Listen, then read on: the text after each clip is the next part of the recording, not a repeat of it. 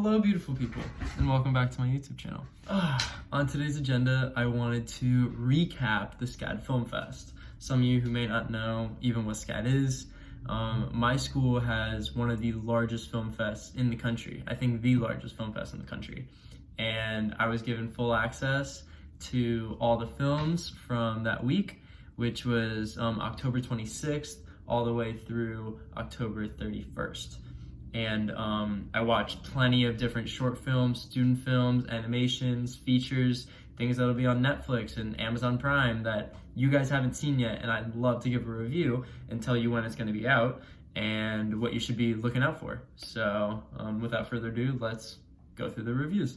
So first up on the list, this is one of my very favorites that was at the film fest, and this is called MLK/FBI. This film is pretty much about the investigation that FBI had on Martin Luther King's life throughout the end of the 50s into the 60s before his assassination. A lot of wiretapping happened without his consent or anything like that, and they were really trying to undermine his message. So J. Edgar Hoover, who was the head of the FBI back then, really didn't like that a black man was gaining so much power in America, and he told the public that he was dangerous and he was telling lies to the public. Dr. King obviously listened to those things in the newspaper that Hoover said and didn't listen to them and kept going with his activist movements, but when it got close to Martin Luther King's death, there's a lot of skeptic that J. Edgar Hoover could have been behind the death. That's not confirmed or denied. That's just my thought after watching this film and after hearing lots of other stuff, but really, really, really great kind of documentary type of film. It's not going to be available until January on any platforms, but hopefully this does get released to the public, whether it's Hulu or Netflix or Amazon Prime, that people can see this, because this was a very, very, very well done documentary. One of the feature films that Scad Film Fest was able to host that was probably my favorite, if not the next one I'm about to tell you, is called Black Bear. Black Bear had Aubrey Plaza from Parks and Rec, got Christopher Abbott from Game of Thrones, and pretty much just a story that has two different parts and same characters but different kind of story. Really, really well done, very deep, very intriguing for me to watch, and watching Aubrey Plaza try something very dramatic and serious was very funny, because I've only seen her really in Parks and Rec and a few other films that she's been in. But really, really, really good. It's going to be on Netflix. I believe the release date already happened. Black Bear was only just recently released in select theaters, but hopefully come 2021, it could be available on Netflix or Hulu or any other streaming platform. So look out for Black Bear with Aubrey Plaza and Christopher Abbott. Amazing film. I really liked it. The last feature film that I saw at Scad Film Fest was this movie called Sound of Metal. And it's about a metal drummer who goes through a serious dilemma in his life that affects his drumming, and then it continuously goes throughout his story of how that will impact not only his life but his look at life. I'm not going to spoil it, but with the title you can probably assume what I would be talking about. So Sound of Metal I saw on the 30th of October, but it was released to Prime Video on December 4th. So if you have Prime Video, you can watch Sound of Metal on there. Super, super good film. If you do watch it and you're watching this, after you watch it, leave a comment and tell me what you think. I thought it was absolutely brilliant. It brought me to tears. It made me laugh. It was a very serious kind of film, but it also had some light humor in it that was good to see. But overall, I really, really like Sound of Metal, but if I had to pick, Black Bear was my favorite of the features that I saw. I did see some really, really, really good short films that I'd love to talk about. I wrote a few things down about them, and I don't know when they'll be available or if they'll ever be available, but please listen. I love these short films, so if you ever see them or hear about them, please watch. The first one I want to talk about is this short film called XY. XY was about pretty much this thing called intersex, not many of us know what intersex is, but it's either a male or a female that is born with another part of the genitalia of another gender. So a woman with genitals on her inside, or a male with some type of vaginal like thing in his body.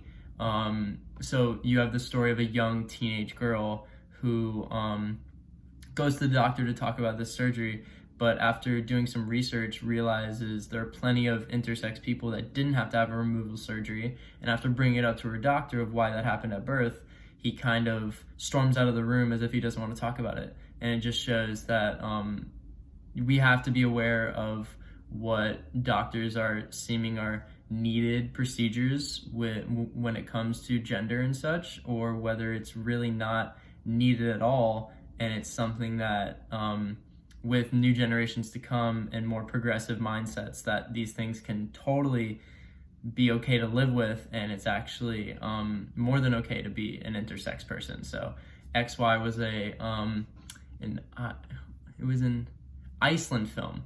It was a film that was made in Iceland. It was Icelandic Film Center, and it wasn't in English, but it had subtitles, and it was really, really, really good and informing on what intersex was, because I never knew, and I just learned what intersex was, so I thought that was pretty cool.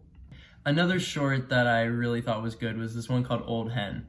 Both XY and Old Hen were both on the same day. That was like an LGBTQ type of related film fest. And Old Hen is about a man who cross-dresses, and when he goes to work, he cross-dresses as a woman, but when he leaves work, he always takes it off and walks as if his normal self. And he has this woman that he works with, has worked with for over 20 years, and one day he comes to work and she's not there, and her partner's there, and she passed. And this traumatizes him, and he doesn't know how to handle it. And pretty much by the end of the film, he grows up to walk out of the door with his cross-dress attire on and walks as a female across the street. It was really empowering. It was really good, and it's like an old man who is going through this time. So it's like he's been cross-dressing since he was in his 20s. So for something like this, I mean, it's definitely impactful for people who relate and for people who want to feel like they are being heard in the LGBTQ community. So that was really neat. I've never really seen a story like that, so it's always neat to get new kind of stories with more progressive mindsets, especially with LGBTQ mindsets. Lastly, I just wanted to speak about this one film called Eyes of Eidolon. And this was made by a film student at Scad who I met at my first film class during my winter quarter here last year. And his name's Kai Dickinson.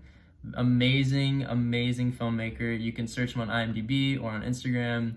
He really loves shooting on film. He likes shooting on 35mm film instead of digital. And this was one that he showed us a snippet of in class, and he ended up sending it to this Kodak film festival.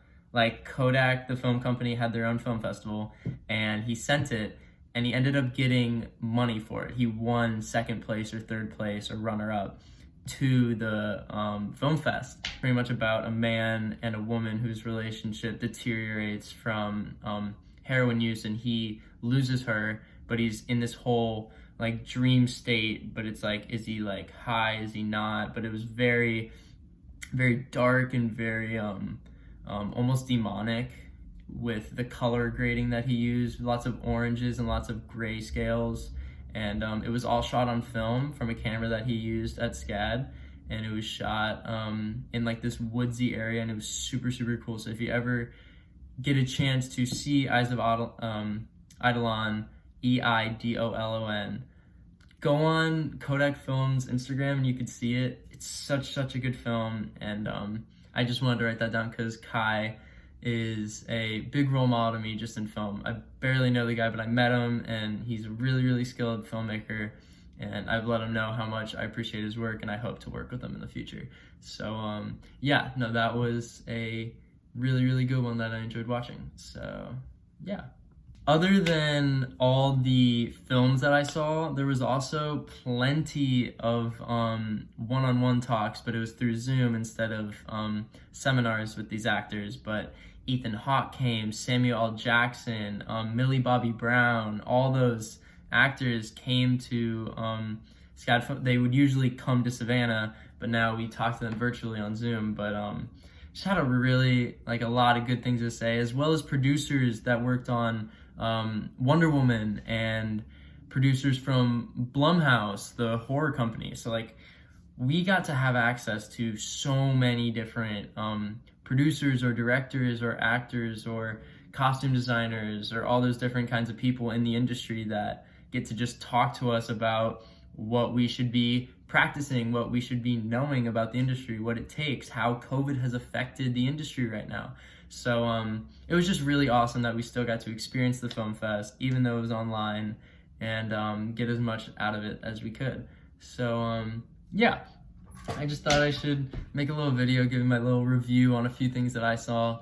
I hope you like this video. Please like and subscribe if you haven't yet.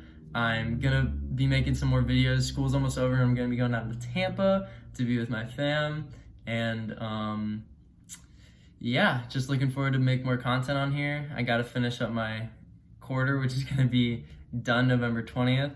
So yeah, looking forward to being back home and making more videos hopefully when I'm down there. But thank you for watching, and check out any of those videos. I'll leave them in the description below, and yeah. See you next time.